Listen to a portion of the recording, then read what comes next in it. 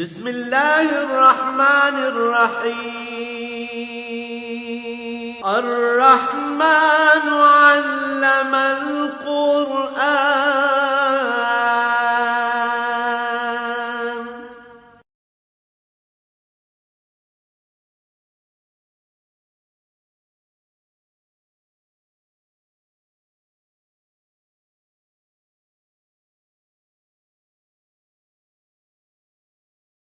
الحمد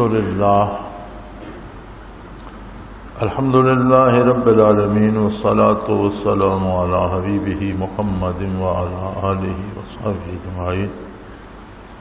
أعوذ بالله من الشيطان الرجيم. بسم الله الرحمن الرحيم. وذروا ظاهر الإثم وباطنه إن الذين يكسبون الإثم سيجزون بما كانوا يفترون. ولا تأكلوا مما لم يذكر اسم الله عليه وإنه لفسق وإن الشياطين ليوحون إلى أوليائهم ليجادلوكم وإن أطعتموهم إنكم لمشركون. اللهم سبحانك لا علم لنا إلا ما علمتنا إنك أنت العليم الحكيم. مولاي صل وسلم دائما أبدا علی حبیبک خیر الخلق کلہم.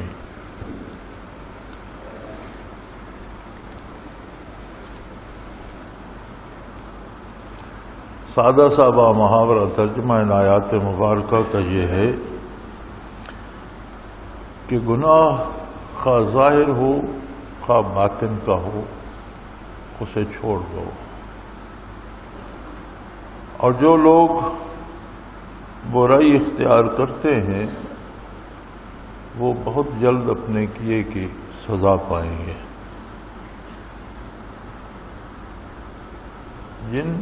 جس ذبیحہ پر یا جن چیزوں پر اللہ کا نام نہ لیا گیا ہو وہ مت کھاؤ کہ یہ سخت نافرمانی ہے. اور شیاطین اپنے ساتھیوں پر القاء کرتے ہیں، باتیں ان کے دل میں ڈالتے ہیں تاکہ وہ تمہارے ساتھ جھگڑا کریں، لیکن اگر تم نے ان کی بات مانی تو پھر تم مشرک ہو جاؤ گے.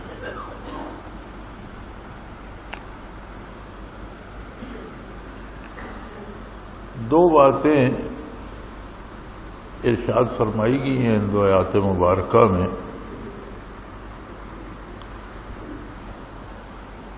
پہلی تو یہ ہے کہ معصوم صرف انبیاء ہوتے ہیں. عصمت خاصہ نبوت ہے، یعنی بالکل گناہ کا صادر نہ ہونا، یہ قوت تخلیقی طور پر انبیاء میں ہوتی ہے. غیر نبی سے قصور ہو سکتا ہے، غلطی ہو سکتی ہے، کبھی بشری خصوصیات کی وجہ سے کسی لالچ میں آ جاتا ہے، طمع میں آ جاتا ہے، کبھی بھول چوک ہو جاتی ہے. تو اللہ جل شانہ بہت کریم ہے، بڑا خوبصورت انداز اپنایا. فرمایا بھئی اگر غلطی کرتے ہو، اگر گناہ ہو گئے تو اسے چھوڑ دو. اب یہاں کرم کی انتہا دیکھیے کہ گناہ کی کوئی قید نہیں لگائی. چھوٹا کیا ہے، بہت بڑا کیا ہے، کم کیے ہیں یا بے حساب کیے ہیں، کوئی قید نہیں. ایک ہی قید ہے کہ گناہ کو چھوڑ دو، وہ ظاہر ہو یا باطن، عمل ہو قول ہو برائی کا وہ بھی چھوڑ دو. باطن میں اندر میں برائی کا خیال رکھنا، کسی کے ساتھ زیادتی کا خیال رکھنا، کسی برائی کے کرنے کا سوچنا، وہ بھی چھوڑ دو. یہ مسلمان کھڑا ہوتا ہے اندر سے بھی باہر سے، سیدھا سادہ.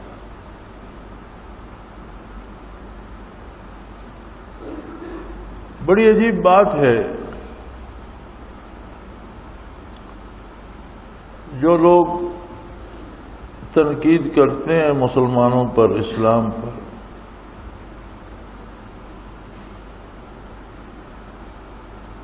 بعض برائیاں ایسی ہیں جن کو وہ بھی برا سمجھتے ہیں، بلکہ اکثر برائیاں ایسی ہیں، جھوٹ بولنا، چغلی کھانا، کسی کے پیسے ناجائز طریقے سے لے لینا، کسی کی عزت لوٹ لینا، کسی کو قتل کر دینا، چوری کرنا، ڈاکہ کرنا، یہ ساری برائیاں ایسی ہیں جنہیں کوئی اسلام کو مانے یا نہ مانے ان کو برائی مانتا ہے، لیکن وہ سارے اس میں ملوث ہیں۔ اور عجیب بات یہ ہے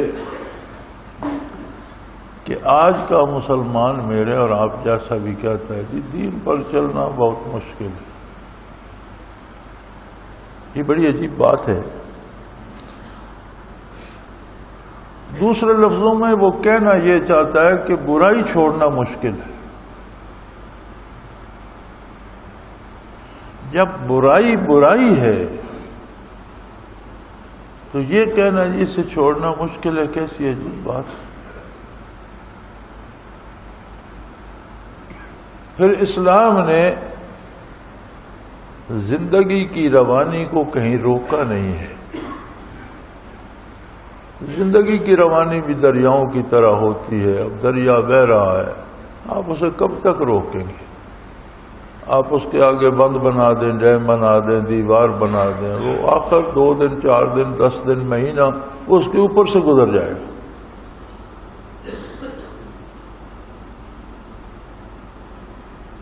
انسانی زندگی بھی اسی طرح ہے۔ اسلام نے اسے روکا نہیں ہے، اچھا کھانے سے نہیں روکا، اچھا پہننے سے نہیں روکا، شادی کرنے سے منع نہیں فرمایا، بیوی بچوں کو پالنے سے منع نہیں فرمایا، والدین کے ساتھ، بہن بھائیوں کے ساتھ، دوستوں کے ساتھ تعلق رکھنے سے منع نہیں فرمایا۔ زندگی کے کسی شعبے میں کوئی رکاوٹ نہیں ڈالی۔ ہاں، ان کا انداز خوبصورت کر دیا ہے۔ اچھا کھاؤ، اچھا پہنو، لیکن حلال کما کر، محنت کرو، مزدوری کرو، تجارت کرو، کاشتکاری کرو۔ معروف ذرائع حصول رزق کے 4 ہیں: کاشتکاری، مزدوری، تجارت اور ملازمت۔ 5واں کوئی ذریعہ معروف نہیں ہے۔ 5ویں صاحب، اس کے بعد سب چور چکاری ہے، جوا ہے، لاٹری ہے، دھوکہ دہی ہے۔ اسلام نے، اللہ کریم نے یہ حکم دیا ہے کہ زمین میری ہے، کائنات میری ہے، تمہارا رب میں ہوں، تمہیں پیدا میں نے کیا ہے، تمہاری ضروریات میں نے پیدا کی ہیں، ان کی تکمیل کے ذرائع میں نے پیدا کیا ہے، میں تمہارا پروردگار ہوں، خالق ہوں، یہ سب میں نے اپنے ذمہ لیا ہے۔ تمہارے ذمہ پھر کیا ہے؟ وَلَكُمْ مَا فِي الْأَرْضِ جَمِيعًا، روئے زمین پر جو کچھ ہے سب تمہارے لیے۔ بے شمار ایسی چیزیں ہیں جو انسان کی خدمت کر رہی ہیں اور انسان کو پتہ ہی نہیں۔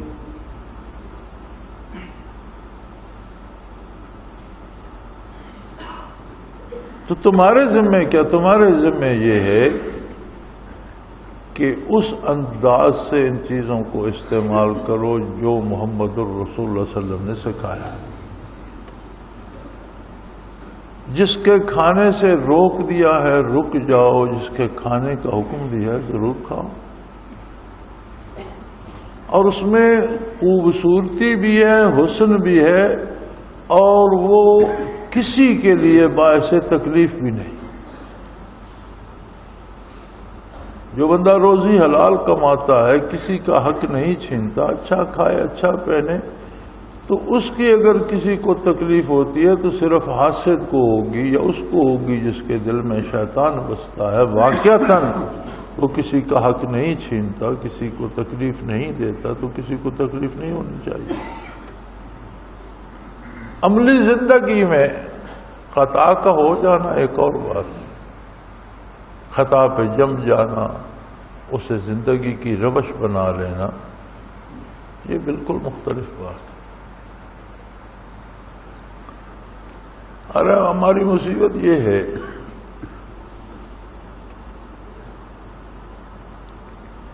کہ رات بھی مجھے ایک ای میل تھی، کوئی بچی ہے پی ایچ ڈی کر کے آئی ہے باہر سے، لیکن کمال ہے، مجھے حیرت ہوتی ہے کہ اسلام اور قرآن و سنت کے بارے پی ایچ ڈی کرتے ہیں لوگ یہودیوں سے، ہے نا عجیب بات۔ میں ایک دفعہ کینیڈا میں مونٹریال میں گیا، مونٹریال کے شہر کے وسط میں مونٹریال یونیورسٹی، اور بجائے خود ایک شہر ہے، بہت بڑی یونیورسٹی ہے۔ ہمارے کچھ ذکر کے ساتھی وہاں پڑھتے تھے جو آسٹریلیا یا ملائیشیا سے تھے، کچھ آسٹریلیا سے تھے، وہ بچے بچیاں وہاں زیر تعلیم تھے، تو میں ان سے ملنے ایک دن ان کی دعوت پر گیا، تو میں نے ان سے پوچھا بھی یہ اسلامیات کا شعبہ کہاں ہے؟ انہوں نے بتایا جی گرجا گھر میں ہے۔ میں نے دیکھنے کی خواہشدار کی تو وہ مجھے ساتھ لے گئے۔ گرجا گھر کی عمارت بھی بجائے خود ایک بہت سی عمارتوں پر مشتمل تھی، کچھ ان کا وہ عبادت خانہ تھا، اس کے ساتھ لائبریریاں تھیں، بیٹھنے کی جگہ تھیں اور بے شمار، تو ایک پورشن انہوں نے اسلامیات کو دیا ہوا تھا۔ میں نے پوچھا جی یہاں پروفیسر یا آپ کے اساتذہ کتنے ہیں؟ جی 13 ہیں جو اسلامیات میں پی ایچ ڈی کراتے۔ ان 13 میں مسلمان کتنے ہیں؟ 2 مرد اور 1 عورت، باقی 10 کیا ہیں جی؟ 10 یہودی ہیں، اور وہ جو 2 مسلمان ہیں وہ بھی وہیں کے اسی معاشرے کے، اسی روش، اسی لباس، اسی غذا، اسی کھانے پینے کے۔ تو اب وہ یہودی آپ کو دین کیا سکھائے گی؟ تو رات مجھے ایک ای میل تھی کہ جی ایک بچی وہاں سے ڈاکٹریٹ کر کے باہر سے آئی ہے اسلام میں، اور کہتی ہے اللہ کو تو مانتی ہوں لیکن مجھے رسول اللہ صلی اللہ علیہ وسلم پر بڑے اعتراض ہے۔ تو میں نے کہا اور یہودیوں سے کیا پڑھ کے آنا ہے اس نے؟ کتنی عجیب بات ہے کہ آپ کافر سے اسلام سیکھیں، اور وہ بھی بدترین کافر جو نزول قرآن سے لے کر آج تک اسلام کا دشمن رہا، اور جس کی دشمنی پر مور تصدیق ثبت کی قرآن نے بھی۔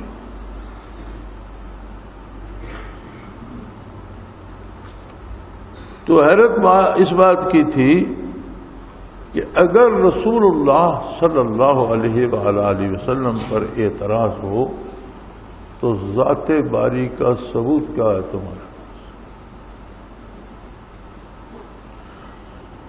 جتنی دلیلیں عقلی ہیں، جتنی دلیلیں نقلی ہیں، ان میں سب سے مضبوط دلیل صرف یہ ہے، نقلی دلائل میں بھی، کہ میرے نبی نے مجھے بتایا ہے کہ اللہ کی ذات ایسی ہے، اس کی صفات ہے، خواہ پہلے انبیاء ہوں اور خواہ بعثت علی کے بعد کی بات۔ باقی جتنی باتیں ہیں ان پر بحث ہو سکتی ہے، منکرین اس پہ الجھ سکتے ہیں، جواب دے سکتے ہیں، اعتراض کر سکتے ہیں۔ اس بات پہ کوئی اعتراض نہیں ہو سکتا۔ جو نہیں مانتا وہ کافر ہے، نہ مانے، لیکن جسے کلمہ نصیب ہے، اور کلمہ ہے کیا؟ اپنے سوچ اور ارادے سمیت کردار و عمل کو محمد رسول اللہ کے قدموں میں رکھ دینا، کلمے کا مطلب کیا ہے؟ کلمے کا مطلب یہی ہے لا الہ الا اللہ، اللہ کے سوا کوئی ایسا نہیں ہے جس کی عبادت کی جائے، میں سب کا انکار کرتا ہوں۔ اب اللہ کی عبادت کیسے کرو گے؟ اللہ کو کیسے راضی رکھو گے؟ کیا کھاؤ گے، کیا نہیں کھاؤ گے، کیا پیو گے، تمہارا کردار کیا ہوگا، تمہارا نظریہ کیا ہوگا، عقیدہ کیا ہوگا، سوچو گے کیا، بولو گے کیا، کرو گے کیا؟ سادہ سا جواب ہے، محمد الرسول اللہ صلی اللہ علیہ وسلم۔ میں تو اس قابل نہیں تھا کہ اللہ مجھے براہ راست خطاب کر، مجھ میں تو یہ اہلیت نہیں کہ اللہ کی مخلوق ہیں فرشتے، ان سے بات کر سکوں، مجھ میں تو یہ اہلیت نہیں کہ مجھے جنوں اور شیاطین کا کوئی پتہ چلے کہ یہاں کتنے ہیں، کہاں ہیں، کیا کہ مجھے تو یہ بھی نہیں پتہ چلتا، کیونکہ ایک قوت ہوتی ہے نا وجود میں، بصارت نگاہوں میں ہے، بصیرت دل میں ہے، دل کی آنکھ کھلتی ہے تو ان چیزوں تک پہنچتی ہے، لیکن اللہ سے براہ راست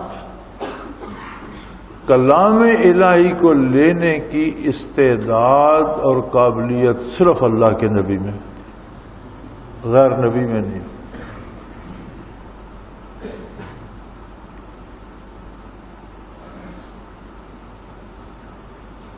ابراہیم علیہ السلام پر آپ نے خواب دیکھا بیٹے کو ذبح کر رہا ہوں، اب بیٹا بمشکل انگلی پکڑ کر ساتھ سے فلما بلغ معه السعی، قرآن کریم نے عمر کی تعین یہ بتائی ہے کہ ان کے ساتھ دوڑنے بھاگنے کے قابل ہو گئے، 5 سال 7 سال کا بچہ ساتھ دوڑتا بھاگتا ہے۔ حضرت ہاجرہ رضی اللہ تعالی عنہ آپ کی اہلیہ بہت صحابیہ بھی تھیں اور خلیل اللہ کی محبوبہ بھی تھیں، آپ کی اہلیہ بھی تھیں۔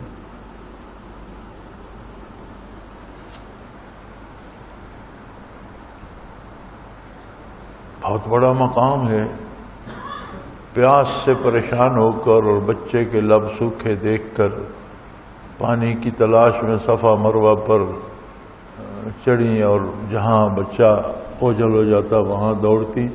اللہ کریم نے ان کی اس بے تابی کو اتنا قبول فرمایا کہ قیامت تک آنے والوں کے لیے صفا مروہ کی سعی کو حج کا رکن بنا دیا۔ ہر عمل سے کچھ اثرات مرتب ہوتے ہیں، کچھ انوارات آتے ہیں۔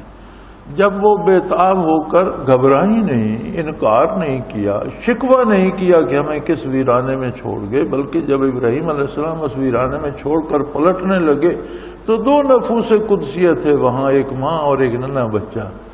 تو اس وقت انہوں نے پوچھا کہ اس ویرانے میں تنے تنہا ہمیں کیسے چھوڑ، اس جنگل میں شاید بھیڑیے آ کر بچے کو کھا جائے، جنگلی جانور آ جائے، کوئی آبادی نہیں، کوئی پانی نہیں، کوئی کھانا نہیں، کوئی درخت نہیں، کوئی پھل نہیں۔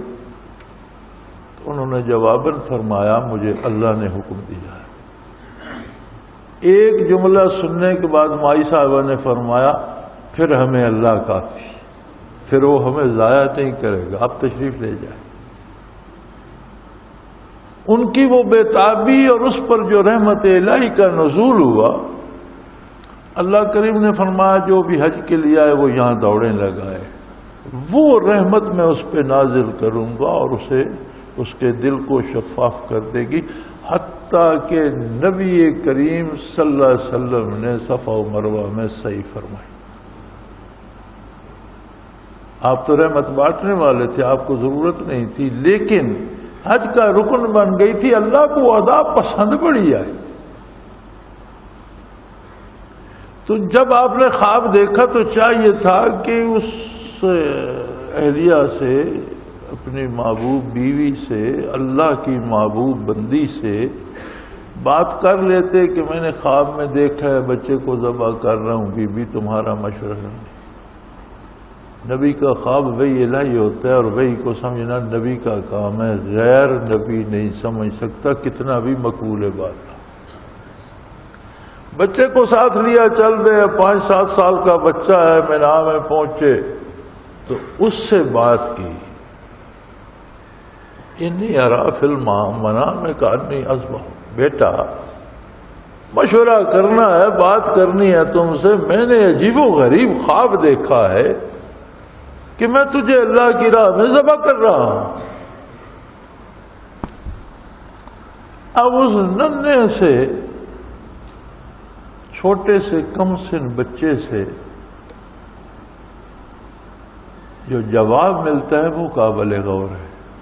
قرآن کریم فرماتا ہے، انہوں نے کہا یا ابت افعل ما تؤمر، کہا ابا آپ اللہ کے نبی اور اس کے رسول اور اس کے خلیل ہیں، آپ اولی العزم رسول ہیں، آپ کا خواب وحی الہی ہے۔ انہوں نے نہیں کہا کہ مجھے وحی ہوئی، انہوں نے فرمایا انی ارا فی المنام کانی اذبحک، میں نے خواب دیکھا ہے بیٹا، میں تجھے ذبح کر رہا ہوں۔ انہوں نے جواباً فرمایا ابا آپ کا خواب تو وحی الہی ہے، تو وحی الہی میں تو مشورے کی گنجائش نہیں، جو حکم وحی الہی سے آ گیا اس کی تعمیل کیجئے۔ یا ابا افعل ما تؤمر، ابا جان کر گزریے جو اللہ نے حکم دیا۔ انہوں نے چونکہ بچہ بھی اولی العزم رسول تھا، وحی کو سمجھنا اللہ کے نبیوں کا کام، بچہ بھی رسول تھا، اس نے کہا ابا مجھے خواب نہ سنائیے، میں جانتا ہوں نبی کا خواب، آپ تو رسول ہیں، آپ کا خواب وہی الہی ہے۔ جو اب آپ اس فکر سے سنا رہے ہیں کہ میں کیا کہتا ہوں مجھے تسلی ہو، آپ اللہ کے خلیل ہیں تو میں بھی اللہ کا رسول ہوں۔ ستجدنی انشاء اللہ من الصابرین، مجھے اللہ کے حکم کے مقابلے میں صبر کرتا ہوا میری گردن کاٹ دیں۔ یہ اسلام ہے۔ اسلام کیا ہے؟ جو حکم مل گیا it is not to question why, it is just to do and die۔ وہاں سوال کی گنجائش نہیں ہے کہ یہ کیوں ہے، کرو اور کرتے گزر جاؤ دنیا۔ تو سب سے بڑی دلیل یہ ہے کہ اللہ کے نبی نے بتایا ہے کہ اللہ کی ذات ایسی ہے اور اس کی صفات ایسی۔ یہ وہ دلیل ہے جس کا جواب نہ ابلیس کے پاس ہے نہ عالم کفر کے پاس ہے۔ باقی آپ سورج اب اللہ نے بنایا، کوئی کہے گا یار یہ تو گیس کا گولا ہے، گیسیں از خود اکٹھی ہو گئی۔ یہ درخت اللہ نے اگایا، اس نے کہا کوئی ایک درخت ہے، کب سے اگ رہے ہیں، کب اللہ ہر درخت کے پاس بیٹھا ہے اگاتا رہتا ہے، یار یہ کوئی ایک آدمی ایک ہستی کے کرنے کا۔ یہی کافر کہتے تھے کہ بھلا اتنا نظام ایک ہستی سے چل سکتا ہے یار۔ تو سب سے بڑی دلیل یہ ہے کہ محمد الرسول اللہ صلی اللہ علیہ وسلم نے مجھے بتایا اللہ ہی۔ جس طرح ذات باری کے بارے حضور کا ارشاد دلیل ہے، اسی طرح زندگی کے پورے عمل کے بارے حضور کا ارشاد دلیل ہے، یہ صحیح ہے یہ غلط۔ اور اس کریم نے فرمایا کہ تم سے غلطیاں ہوئیں، تم سے چھوٹ گیا، تم اتباع نہیں کر سکتے، اب چھوڑ دو، اب آ جا۔ سبحان اللہ۔ یہ نہیں فرمایا کہ جتنی غلطیاں کی تھیں اتنا تمہیں سزا ملے گی پھر توبہ قبول ہوگی۔ بڑا کرم ہے اس کا۔ موسیٰ علیہ السلام طور پر چلے گئے، 30 دن کا حکم ہوا، پھر وہاں حکم آیا 10 دن اور لگاؤ، 40 ایک چلہ بن گیا ان کا۔ چلے کے بعد کتاب عطا ہوئی، واپس آئے تو قوم گوسالے کو پوج رہی تھی، 2 دھڑوں میں بٹ گئی تھی، کچھ تو ہارون علیہ السلام کے ساتھ رہے اور اکثریت بچڑا پوجنے میں لگ گئی۔ بہرحال وہ لمبا قصہ میں اس میں نہیں پڑتا، بات یہ ہے کہ بالآخر سب کو احساس ہو گیا کہ ہم نے غلط کیا، توبہ کرتے ہیں، رجوع اللہ کرتے ہیں۔ موسیٰ علیہ السلام سے عرض کی، پوری قوم نے کہ ہم توبہ کرتے ہیں، ہم آئندہ ایسا نہیں کریں گے، جو ہو گیا وہ اللہ معاف فرما دے۔ اللہ نے فرمایا معاف کر دوں گا، لیکن جنہوں نے بچڑے کو سجدہ کیا ہے وہ اپنا سر رکھیں، اور جنہوں نے سجدہ نہیں کیا وہ اس کا سر کاٹ دیں، میں اسے معاف کروں۔ ہزاروں لوگ قتل ہو گئے۔ بعض تفاسیر میں 70,000 تعداد لکھی ہے، 5-7 لاکھ کے قریب لوگ تھے، 70,000 قتل ہو گئے۔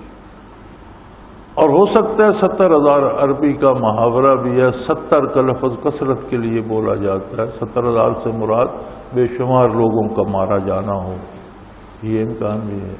لیکن اتنے لوگ قتل ہوئے اور مرضی سے سر نہیں اٹھاتے تھے، سر جھکا کر کھڑے ہو جاتے تھے۔ باپ نے اگر سجدہ کیا، بیٹے نے نہیں کیا تو بیٹا باپ کی گردن اڑائے، بیٹے نے سجدہ کیا، باپ نے نہیں کیا تو باپ بیٹے کی گردن اڑائے۔ موسیٰ علیہ السلام رات کو خیمے سے باہر نکلے تو پاؤں کیچڑ میں دھس گیا، تو آپ نے دیکھا انسانی خون سے کیچڑ بنا، تو آپ 10 دعا ہوئی، بار الہ ان جاہلوں کو معاف کر۔ تو اللہ کریم نے فرمایا کہ جو قتل ہو چکے ہیں میں انہیں شہادت کا درجہ دوں گا، اور جو بچ گئے ہیں ان کی خطا معاف کرتا ہوں، ان کی توبہ قبول کرتا ہوں۔ آج اگر یہ شرط ہوتی کہ اگر گناہ کیے ہیں تو گردن کٹوا دو معاف کر دوں گا، تو کیا آسان ہوتا؟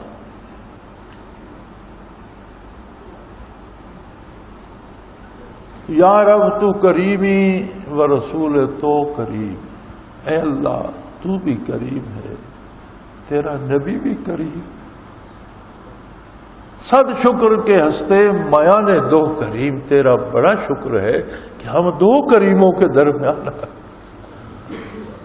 فرمایا کچھ نہ کرو، کفارہ نہ دو، پیسے خرچ نہ کرو، مار نہ کھاؤ، روزے نہ رکھو، بھوک پیاس نہ کاٹو، مجاہدہ نہ کرو، نفلیں نہ پڑھو، خلوص دل سے باز آ جاؤ، ظاہری گناہ بھی چھوڑ دو اور باطنی گناہ بھی۔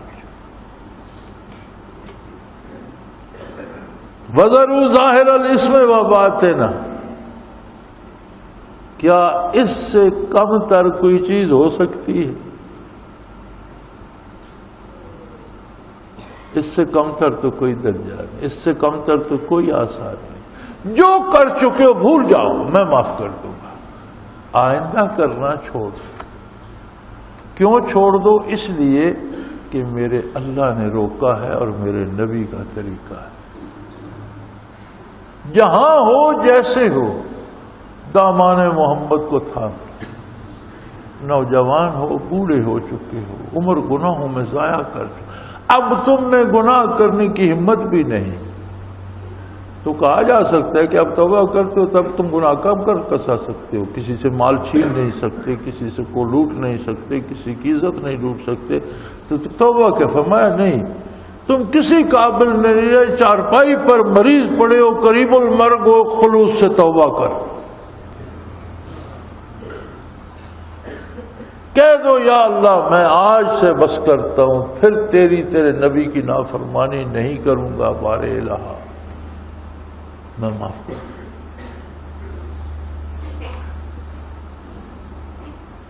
اب کتنے پیار سے فرمایا ہے، جھڑکا نہیں ہے۔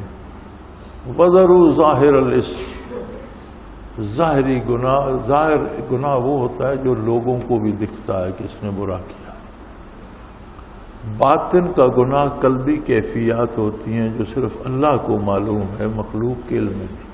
فرمایا برائی ظاہر ہے یا باطن، برائی چھوڑ دو۔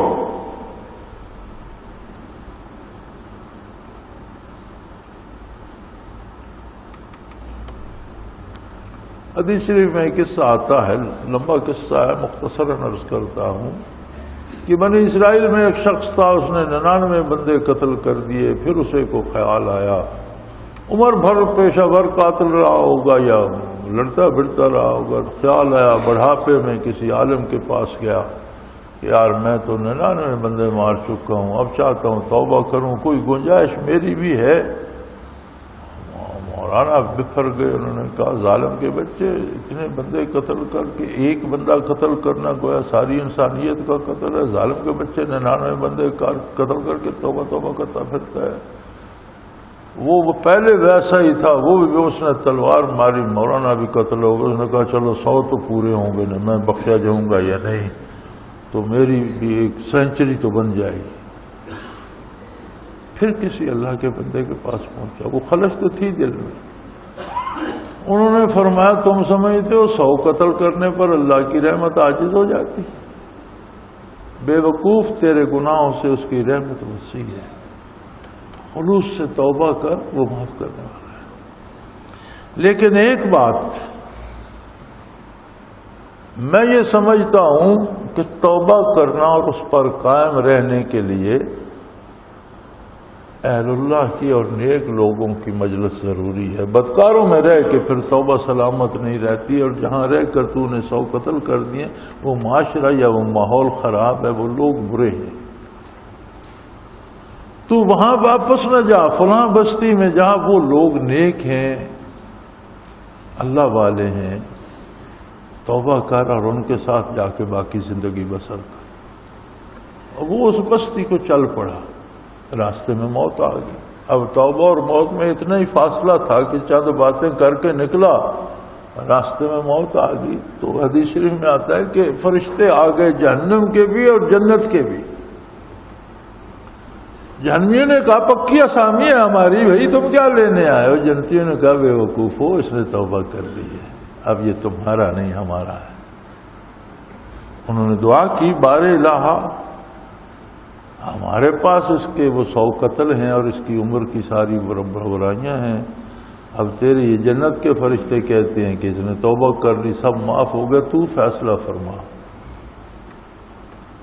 اللہ بڑا کریم ہے، اس کے انداز بڑے پیارے۔ اس نے حکم دے دیا کہ ایسا کرو، زمین ناپ لو، یہ نیکوں کی طرف جانے کے لیے نکلا ہے، تو زمین ناپ لو، اگر نیکوں کے قریب پہنچ گیا ہے تو پھر جنت والوں کو دے، اور اگر درمیانی فاصلہ اس طرف زیادہ اور جہاں سے چلا ہے کم ہے تو جہنم والے لے جائے۔ حضور فرماتے ہیں صلی اللہ علیہ وسلم، فرشتوں کو پیمائش پہ لگایا اور خود زمین کو حکم دیا کہ نیکوں کی طرف سے سمٹ جا اور ادھر سے پھیل جا۔ کیسا کریم ہے وہ بھید فرشتوں کو بھی نہیں بتایا، فرمایا زمین کی پیمائش کر لو، اور حضور فرماتے ہیں زمین کو حکم دیا، یہ میرے لیے چل تو پڑا تھا، سمٹ جا نیکوں کی طرف سے اور دوسری طرف سے پھیل جا۔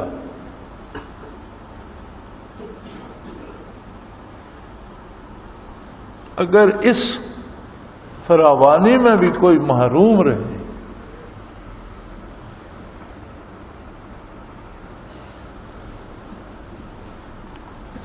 تو پھر قصور اس کا ہے۔ سو فرمایا گناہ کا ظاہر بھی چھوڑ دو اور باطن بھی۔ اور ایک بات یاد رکھو، یہ لوگ گناہ پہ دلیر ہیں نا اور نہیں چھوڑتے، کہتے ہیں جی ہماری مجبور، ہم سے نہیں چھوٹتا۔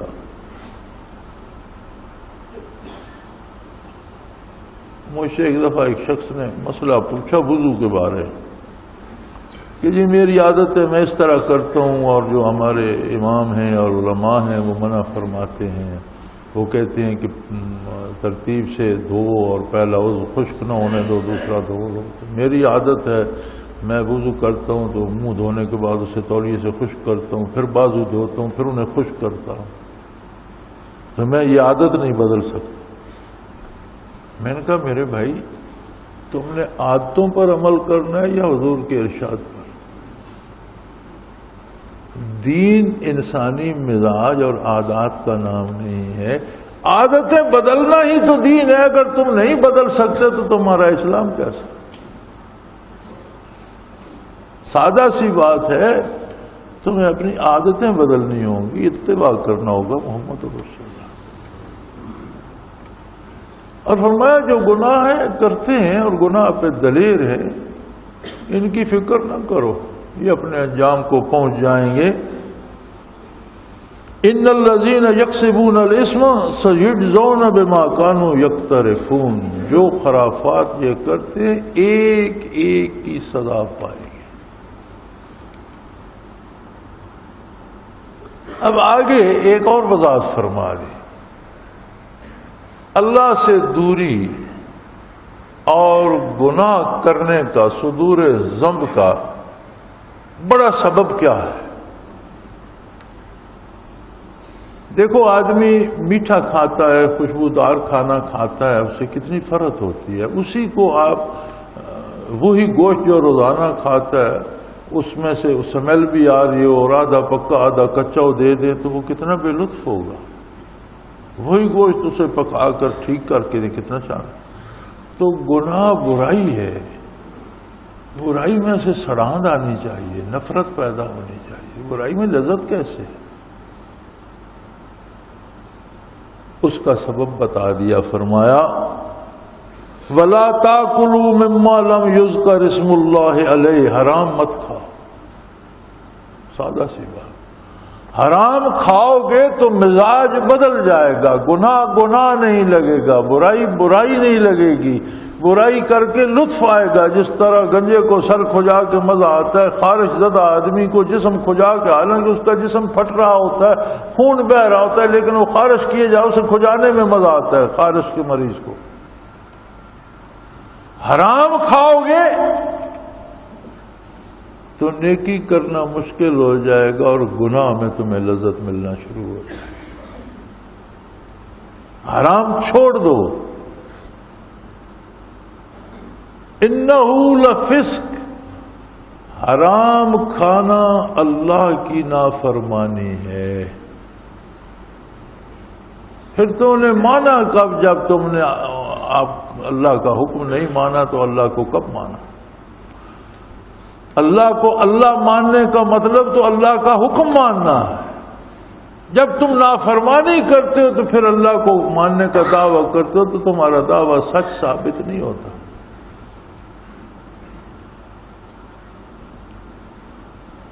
لیکن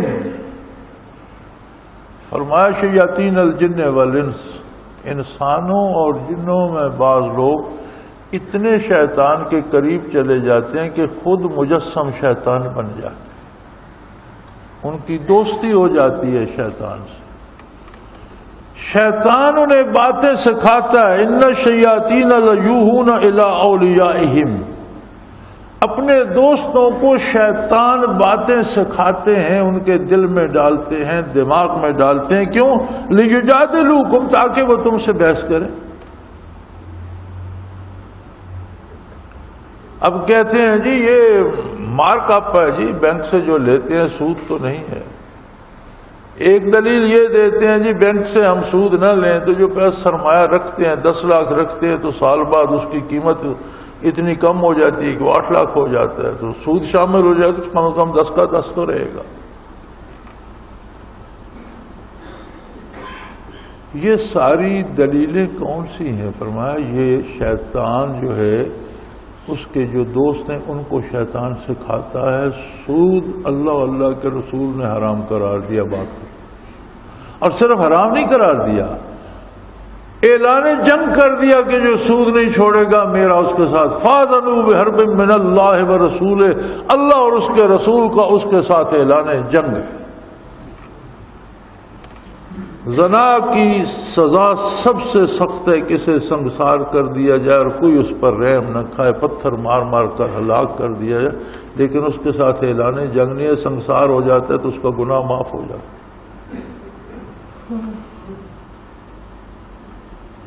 چوری کی سزا، ڈاکے کی سزا، تمام گناہوں کی حدود مقرر ہیں، سزائیں مقرر ہیں۔ ایک سود خور ایسا جس کی سزا مقرر نہیں، کہ فرمایا میں جانوں اور یہ جانے، میرا اور اس کا میدان لگ گیا ہے، میری اور اس کی لڑائی ہے، دیکھیں گے کیا ہوتا۔ اللہ اللہ کے رسول کے ساتھ اس کا اعلان جنگ ہے اور دنیا کھا رہی ہے، مسلمان کھا رہے ہیں۔ اور مزے کی بات یہ کہتے ہیں یہ جائز ہے، حکمران آتے ہیں تو وہ سود کا نام بدل کر مارک اپ رکھ دیتے ہیں۔ ہماری ہم نے ہی موومنٹ چلائی تھی، پھر وہ شور گیا شرعی عدالت تک، شرعی بینچ جو تھا ہائی کورٹ کا کے برابر، اس میں گیا، شریعت بینچ نے سود کو حرام قرار دیا، اس کی کوئی شکل بھی ہو۔ یہی میاں نواز شریف صاحب اس وقت وزیر اعظم تھے، یہ شرعی بینچ کے فیصلے کو انہوں نے سپریم کورٹ میں چیلنج کر دیا۔ آج تک سپریم کورٹ میں نہ اس کی سماعت ہوئی ہے نہ اس پر کوئی فیصلہ آیا۔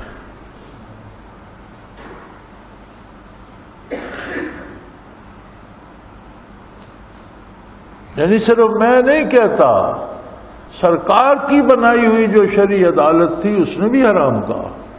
اس کا کوئی بھی نام رکھ لو یار، خنزیر کا نام بدل سکتا، خنزیر کا نام دمبا رکھ دو، خنزیر کا نام بکرا رکھ دو، خنزیر کا نام بچڑا رکھ دو تو حلال ہو جائے گا۔ سود کا نام بدلنے سے حلال ہو جائے گا کہ آپ مارک اپ رکھ دیں، فلان رکھ دیں، منافع رکھ دیں۔ یہ تو فرمایا حرام نہ کھاؤ، چھوڑ دو۔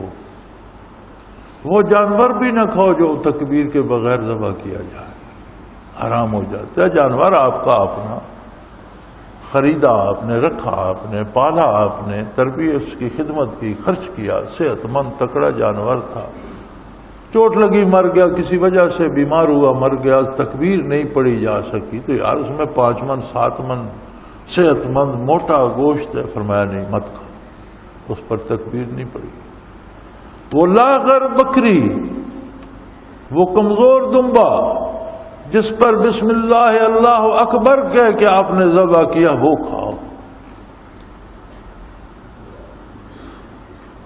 یہ صحت مند میرا ایک دفعہ دو بیل میرے مرے جو کم از کم و بیش 10 لاکھ کا ایک تھا۔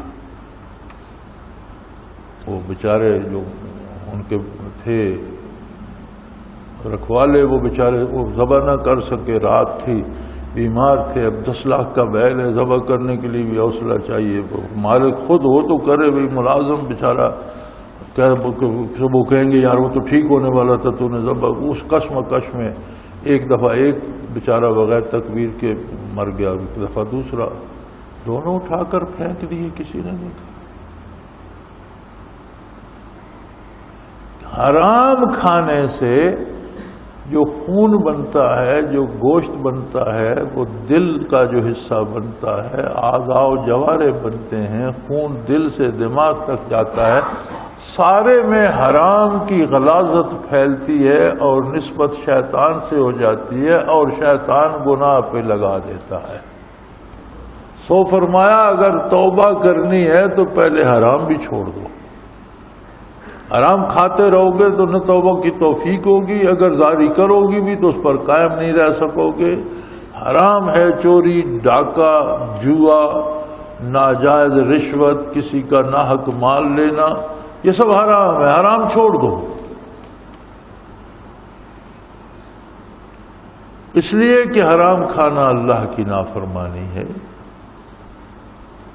وَإِنَّ الشَّيَاطِينَ لَيُوحُونَ إِلَىٰ أَوْلِيَائِهِمْ لِيُجَادِلُوكُمْ، اور شیطان اپنے دوستوں کو باتیں پڑھاتے سکھاتے ہیں کہ وہ تم سے بحث کریں کہ نہیں یہ اس طرح تو ٹھیک ہے، یہ اس طرح تو جائز ہے، یہ اس طرح ہو سکتا ہے، یہ اس طرح۔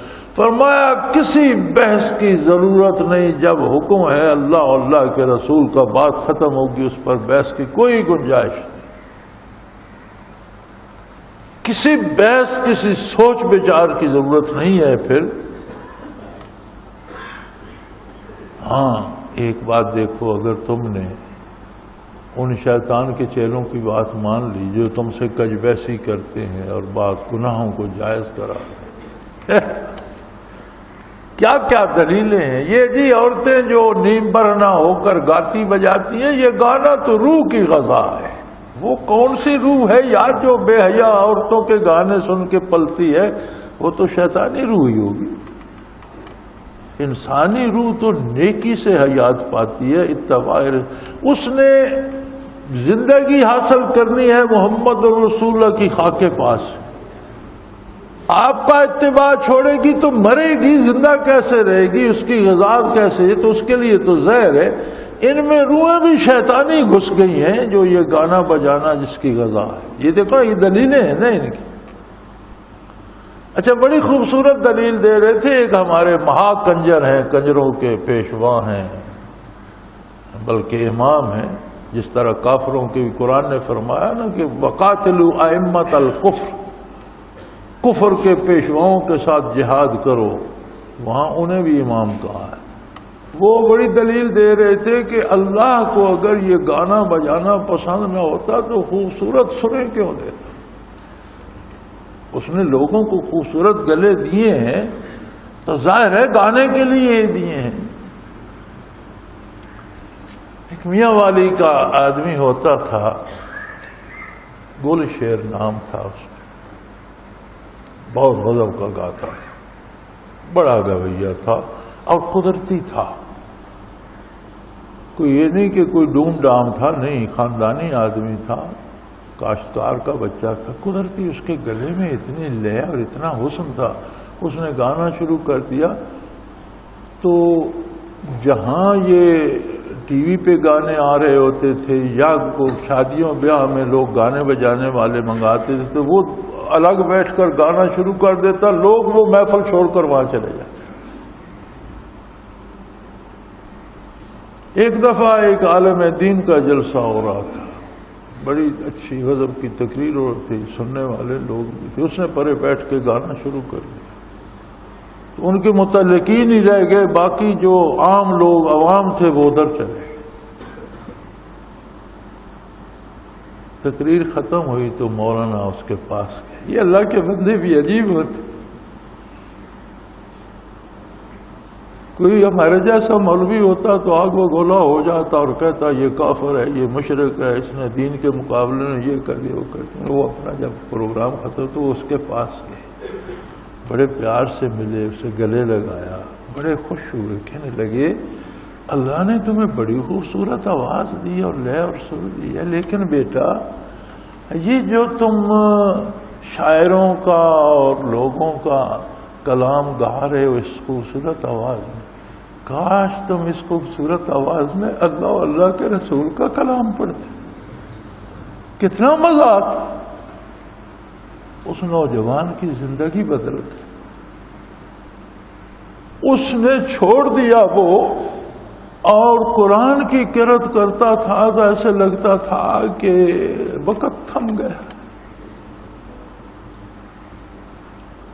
پھر وہ مولانا گلشیر خان کے نام سے مشہور ہوا، اس نے اپنی دینی تعلیم مکمل کی اور ان کا مشہور تھا، لاکھوں کا مجمع ہوتا، تلاوت شروع کر دیتے تو پن ڈراپ سائلنس، پتہ نہیں چلتا تھا، سانس کوئی نہیں لیتا تھا، لوگ سننے لگے۔ یہ اللہ کے بندوں کے پاس پتہ نہیں کیا ہوتا، کیسے لوگ ہوتے۔ تو ایک بدبخت نے انہیں شہید کر دیا، اللہ نے انہیں شہادت کا رتبہ دیا۔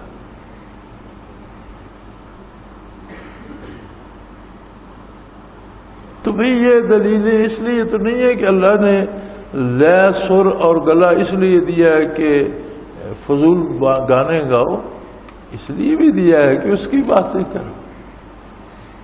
اس نے حلال مال دیا تو اس کے نام پہ خرچ کرو، اس لیے نہیں دیا کہ عیاشی کرو اور بھانوں کنجروں پہ لٹاؤ۔ اس نے طاقت دی ہے تو اس لیے کہ اس کی اطاعت کرو اور اس کی مخالفت اور اس کی نافرمانی کو روکو۔ اس نے خوبصورت لے اور حسین گلا دیا ہے تو اس لیے کہ اس کی تعریف کرو، اس کے نبی کی تعریف کرو، اس کا قرآن پڑھو، تلاوت کرو، حدیث شریف کرو۔ تو یہ دلیلیں یہ دیتے ہیں کنجروں کے گانے میں۔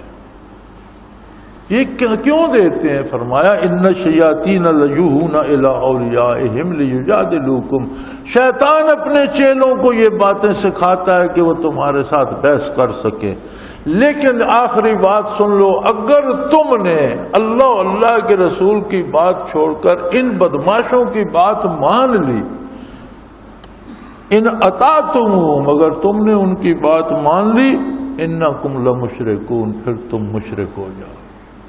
یہ سب سے بڑا شرک ہوگا کہ اللہ کی بات چھوڑ دی جائے اور اس کے مخالف کوئی بات شیطان کی یا شیطانی ٹولے کی مانی جائے تو پھر تمہارا شمار مشرکوں میں ہوگا۔ مشرکوں کے ساتھ کیا ہوگا فرمایا قرآن کریم بڑا پڑا ہے، وہ تفصیل وہاں پڑھ لو کہ جو شرک کرے گا اس کا انجام کیا ہوگا۔ وآخر دعوانا ان الحمد للہ رب العالمین۔ اللہ اللہ اللہ اللہ اللہ اللہ اللہ اللہ۔ حضرت امیر محمد اکرم آبان مد ذلہ العالی دارالعرفان منارہ ضلع چکوال میں سالہ سال سے قرآن و حدیث کے اوپر خطابات کر رہے ہیں اور سلسلہ نقشبندیہ اویسیہ کے مطابق لوگوں کو ذکر الہی کی تربیت دے رہے ہیں۔ وہ قرآن پاک کی تفسیر ترتیب وار بیان کر رہے ہیں۔ تفسیر قرآن کو وہ موجودہ ملکی اور بین الاقوامی حالات کے مطابق بیان کرتے ہیں۔ موٹر وے سے کلر کہار کے انٹرچینج سے نکلتے ہوئے کلر کہار کی جھیل سے ہوتے ہوئے میانی، بوچھال اور نور پور سے گزرتے ہوئے دارالعرفان منارہ پہنچ سکتے ہیں۔ حضرت امیر محمد اکرم آبان نے بچیوں اور بچوں کی دینی اور دنیاوی تعلیم کے لیے سقارہ اکیڈمی کے نام سے ایک درسگاہ بھی قائم کی ہے، جس کا افتتاح ملک پاکستان کے صدر جنرل محمد ضیاء الحق نے اپنے دست مبارک سے کیا تھا۔ وہ تمام احباب جو اسلام کی طلب رکھتے ہیں ان سے گزارش ہے کہ دارالعرفان منارہ ضلع چکوال میں امیر محمد اکرم آبان صاحب کے خطابات سے مستفید ہوں۔ وہ ہر جمعے کو نماز سے پہلے بیان فرماتے ہیں۔ ہر ماہ کی پہلی اتوار کو ماہانہ اجتماع ہوتا ہے جس میں آپ خصوصی خطاب فرماتے ہیں اور پاکستان کے چاروں صوبوں سے احباب اس اجتماع میں شرکت کرتے ہیں۔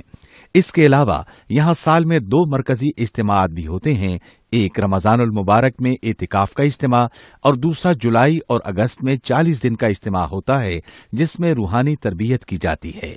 اپنا خون سیماب دے کر اتنا ہم کر جائیں گے، نام آقا کا چمن میں پھر رقم کر جائیں گے۔